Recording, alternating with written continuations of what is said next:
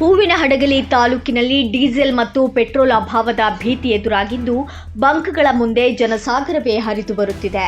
ಇಂಧನ ಕೊರತೆಯಾಗಬಹುದು ಎಂಬ ಆತಂಕದಿಂದಾಗಿ ರಾತ್ರಿಯ ವೇಳೆಯಲ್ಲೂ ಸಾರ್ವಜನಿಕರು ಕ್ಯಾನು ಮತ್ತು ಬಾಟಲಿಗಳನ್ನು ಹಿಡಿದುಕೊಂಡು ಮುಗಿಬೀಳುತ್ತಿದ್ದಾರೆ. ವಿಶೇಷವಾಗಿ ಮುಂಗಾರು ಹಂಗಾಮು ಆರಂಭವಾಗುತ್ತಿರುವ ಈ ಸಂದರ್ಭದಲ್ಲಿ ಕೃಷಿ ಚಟುವಟಿಕೆಗಳಿಗೆ ತೊಂದರೆಯಾಗುವ ಆತಂಕದಲ್ಲಿ ರೈತರಿದ್ದಾರೆ. ಟ್ರ್ಯಾಕ್ಟರ್, ಜೆಸಿಬಿ ಮತ್ತು ಕೃಷಿಕರ ವಾಹನಗಳಿಗೆ ಡೀಸೆಲ್ ಸಂಗ್ರಹಿಸಲು ಅನ್ನದಾತರು ಗಂಟೆಗಟ್ಟಲೆ ಕ್ಯೂ ನಿಲ್ಲುವಂತಾಗಿದೆ. ಒಟ್ಟಾರೆಯಾಗಿ ತಾಲೂಕಿನಲ್ಲಿ ಇಂಧನ ತತ್ವಾರ ಸೃಷ್ಟಿಯಾಗಿದ್ದು ಜನಸಾಮಾನ್ಯರಲ್ಲಿ ಭಾರೀ ಆತಂಕ ಮೂಡಿಸಿದೆ.